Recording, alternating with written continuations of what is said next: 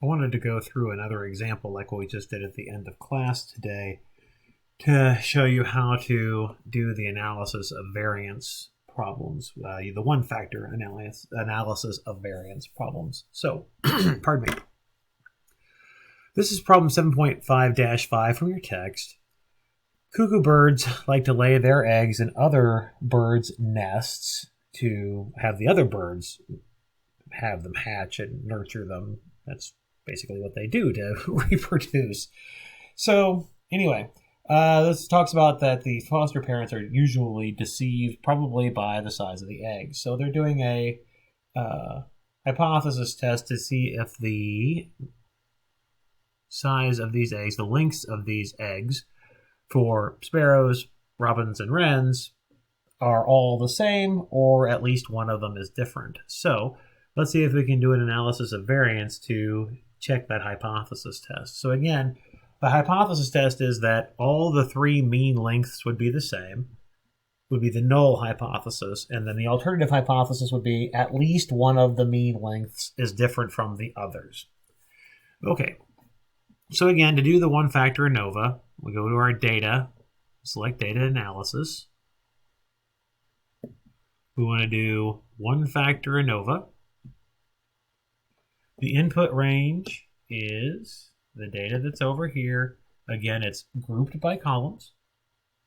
I'll make the output range just be somewhere down here and hit OK. All right, so just scroll a little bit.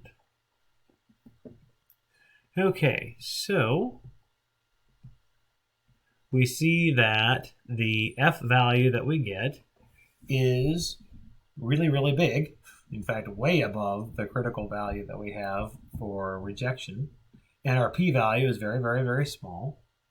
So we would have, in this particular case, we would conclude that at least one of the means is different from the others. So it doesn't say that they're all different. It just says that one of them is different than the others. Okay, that's all we can conclude from the test. So that's why this particular problem asks you to do part B, which says to construct a box-and-whisker diagram. And basically the box-and-whisker diagram is going to help us hopefully determine which of the ones we think might be different from the others.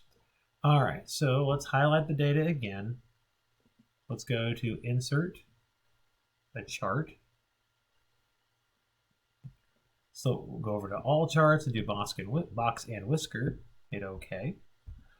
Now, this one's pretty compressed when I just did its default here. So let's see if I can format the chart area.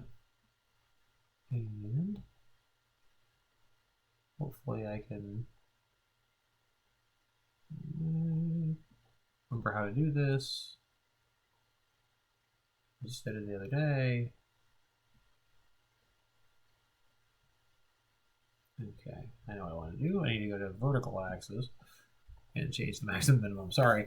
So I went to axis options and just wanted to change the maximum minimum. So let's change this to say, let's say 19, and this one to be like 26.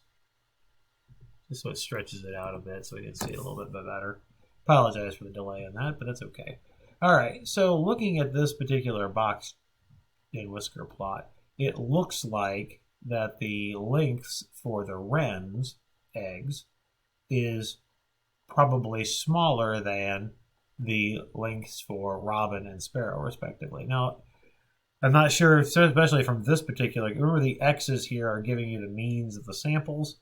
So I don't think there's enough evidence here to conclude anything, especially graphical, but I don't think there's enough evidence here to conclude that those two are different. But I would say that this one is most likely different than those two. And then what you could do at this point, if you really wanted to say that, yes, this one's different from this one and this one's different from this one, you could do the hypothesis testing that we've done in the past with just comparing two means, if the difference is 0 or if this one is less than that. So you could actually do hypothesis tests again, pardon me, to look at the individual populations two at a time and then figure out if, hey, yeah, this really is less than the other two. And then you could also check to see whether or not you think those two really are different or don't have enough evidence to conclude that they are different. So anyway, like I said, I just wanted to give you a little bit of another example for doing hypothesis testing using ANOVA with one-factor ANOVA, because next class we'll be talking about two-factor ANOVA. So anyway, until next time.